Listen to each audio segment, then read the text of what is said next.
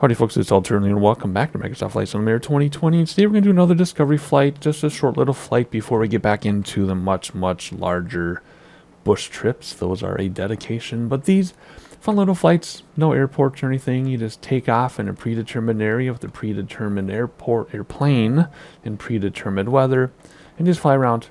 And we've done a few of these, although I give that same introduction every time because not everybody watches every video. So we've already done Mount Everest and we've done Naples. You can look this up on the channel. So today we're going to go with GIZA. We will do all of these over time, but I'm not going to do them back to back to back because that'd be kind of boring to watch me do a whole bunch of quick flights. But I will do, you know, 1 or 2 or 3 at a time. But since we've already done a couple, we're just going to do one more, then bush trip. So here we go, GIZA. Let's read all about it. GIZA, the second largest city in Europe with a population of 8.8 million, lies on the west bank of the Nile River adjacent to Cairo. Globally renowned for a wide array of mysterious ancient pyramids and other great monuments, flight scene, there's a good word for you, is one of the best ways to experience a vast number of wonders and of around GIZA. Man, I should totally redo that paragraph, but I'm not going to. The wide view from the air above GIZA is one of grandeur and hysterical juxtapositions. I added an S, didn't I? A modern urban ocean set against some of humanity's greatest preserved treasures. An inspirational array of these points of fascination awaits, enticing you to visually link them together from the cockpit of each flight. You can see why I was never hired as a voice actor or voiceover or to read audio books. Not that I ever tried, but I don't see anybody asking me to do an audiobook gig anytime soon. Alright, we start in the air with these. No airports. You can always land at one, but you don't start at an airport, so let's make sure all your controls are forward. We're in the 152 today. Alright, so previously I turned on all the labels of all the POIs so that we can see what they're all called. Remember, we had an issue with that in other ones, and the Mount Everest flight actually had an issue with not being able to read the POIs. So, GIZA is not Cairo. They are next to each other. We actually did do a very detailed Cairo flight on this channel when the flight sim first came out, so just search the channel for that. We did come over to GIZA a little bit too, but we spent a lot of time in Cairo. We took out the drone, we went down the streets as though we were walking down the streets. It was pretty cool. And then we headed to the south along the Nile down there and looked at all those pyramids and a bunch more pyramids that you can't even see yet. So check that out. I think it was about an hour-long video I did actually. So today we're just going to stay in GIZA. So we're actually not going to cross the river. You see the Nile. Where's my mouse? There it is. The Nile coming up here. Cairo is on the other side of the Nile. But we're going to stay in GIZA. Some of the POIs are out there, but we've already been there and done that. So we're just going to focus on GIZA today. Do as much as we can from the airplane just for the immersion aspect of it, and then we'll take out the drone a little bit as well. But we're just doing a couple minutes here. That's all these flights are. Just cute, quick little flights, sightseeing, kind of guided with the weather and the time of day and the narration or the paragraphs in front of it. But otherwise, just looking around and seeing what the POIs are so we can see where we are. Oh, do my POI labels get turned off? Hang on a second. So if you go into assistance options and you go down to POI, a lot of this is locked out because it's, display all labels on. You don't need the direction, but display all labels. This is so you can use flight assistant thing, and they'll tell you where to go. But we only care about that one, and it is on. Okay, so I don't know why we're not getting that pyramid name. There it is, GIZA Pyramid Complex. And then here's GIZA. So the other thing I was talking about, if you go up here and click on this dude, you can actually pick where you want to go and give you directions. We haven't done that, but that's how you do it. Whoops, did I hit the wrong button? Go away, thank you. Alrighty, then you hit an arrow key, get rid of the menu thing on top. Alright, so we're just going to fly around here a little bit. In fact, we kind of missed those pyramids, didn't we? I know I said we're not going to fly outside that much, but we will for a second. There's the Sphinx. We did get close enough. We just want to rewind to take a look. But otherwise, let's put that camera away and come out here. There we go. Bring our throttles back a little bit. And we can just look around and enjoy the sights. So like I said, there are a bunch of pyramids down there to the south, which we went to before, and actually took a long time to get to them. But here's GIZA, and then Cairo is across the river. So we're going to go to the river, but then come back left to the north. And just have a look around. And that's all it is. These aren't very heavy videos, these discovery flight videos, which is why I don't do them all back to back. Or just fly a plane, super easy. You don't even have to know what you're doing. It just starts in the air. You can just fly around as long as you keep your speed. Above stall, you're good. And just look at stuff. And then what I like to do is look at some of these POIs, and then later on, after I record the video, I go to Google and just read about them and research and learn. And that's pretty much what you can do. The Mount Everest one was actually pretty cool. I was actually impressed. And then the Naples one was pretty cool too. So the other thing I like to talk about when I fly, even if it's a heavy flight, like heavier flights, I'll go through how to fly a plane, how to do everything, how to plan, how to navigate, blah, blah, blah. Not these videos. Nope. And I know I say this every time for Discovery flights, but like I said, not every person watches every video. So if you've only seen a Discovery flight here on this channel, this isn't how I normally do things. This is only how I do these flights. So anyway, a lot of people come back for story time. And I don't really have any story time about Giza or Egypt in general. Although I do have one quick little thing to mention, but I just wanted to trim down here first of all. Geez, I have full throttle just so we don't go at a turtle's pace. There we go. Well, come back. There we go. So Cairo is to the right there. Giza is to the left right here. And you can read all about the governances and stuff of Egypt. It's kind of interesting. Like it's very interesting. Supreme Council of Universities. Ooh, the lights just turned on.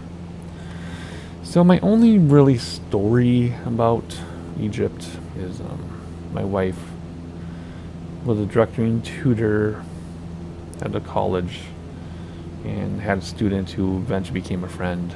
And she was second generation from Egypt. Her parents came from Egypt, and she was second generation from Egypt, I guess.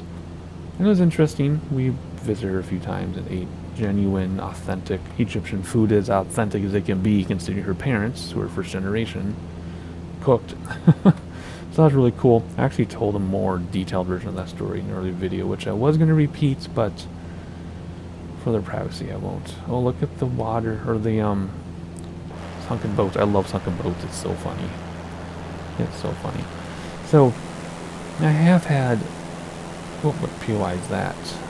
Cairo Tower. I have had, sorry, I'm concentrating because we're flying so low.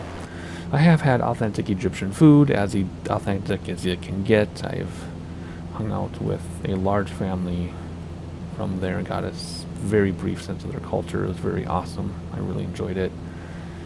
Otherwise, that's it. I've never been there.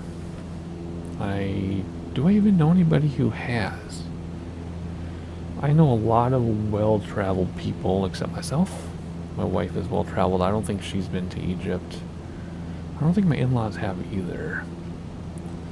So, other than that, no real story time today, because I don't have much to say. But I do have some observations here, though. So we have the city. Huge city, or cities, I guess, the two together. But if you look, all of a sudden, it stops, right? It just suddenly stops right along that line, right by those pyramids, and then over here, let's use this view actually, it just stops. See that? And that's like the Nile basin versus the desert. And you can look on a map and you can see how green it is along the Nile, and then it turns to desert, and people just live along the Nile, and that's it. I thought I saw a waterfall, but why would there be a waterfall? But anyway, I just love how this is represented in the simulator. Yes, I do use Microsoft Flight Simulator 2020 as a sightseeing simulator. I think that's okay to use it as a sightseeing simulator. It's very exciting and awesome. There's more city over here across the highway. But I'm enjoying this right now. Ooh, the sun reflecting off the wing. Casino Barriere, Egyptian Museum. What's that one called? Oh yeah, the Supreme Councils again. Some green space. There are some green areas because of the Nile, of course.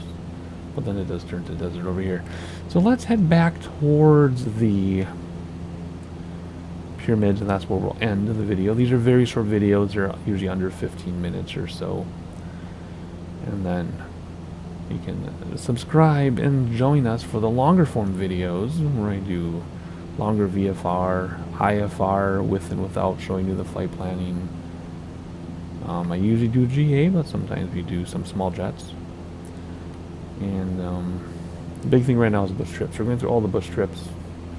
We have 2 left from World Update 5, and we have the 4 new ones from World Update 6. So I've got a lot of bush trips to finish. I will be mixing in these discovery flights, and I will be mixing in my own flights too. So it's not just going to be bush trips for like the next 3 months.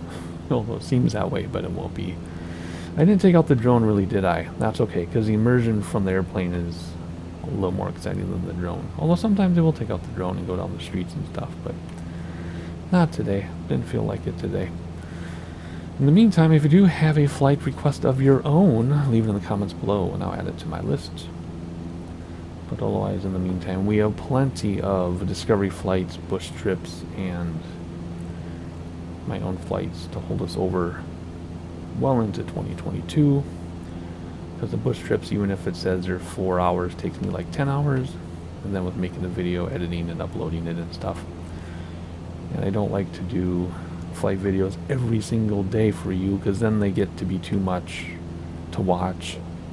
And I get much stronger viewership if I spread out my videos, because who has time to watch, you know, an hour-long flight video every day, plus the other people you watch, right? It's not like I'm the only person doing this. Alright, here we go. Let's fly by the Sphinx and the pyramids, and then any minute now we'll get the little co-pilot saying you can leave by hitting escape. I think he usually shows up about 12 minutes into the flight or so, and we're at about 11 and a half, so any second we'll see that co-pilot thing.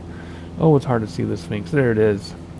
It's hard to see the Sphinx from this angle because of the sun, but there it is. Of course, we can always take the drone out, but this is more fun. Look at the detail on those pyramids. So the question is, were the pyramids built by humans, or did humans have help from the aliens? That's where I'm going to leave this. Like, subscribe, and I'll see you next time.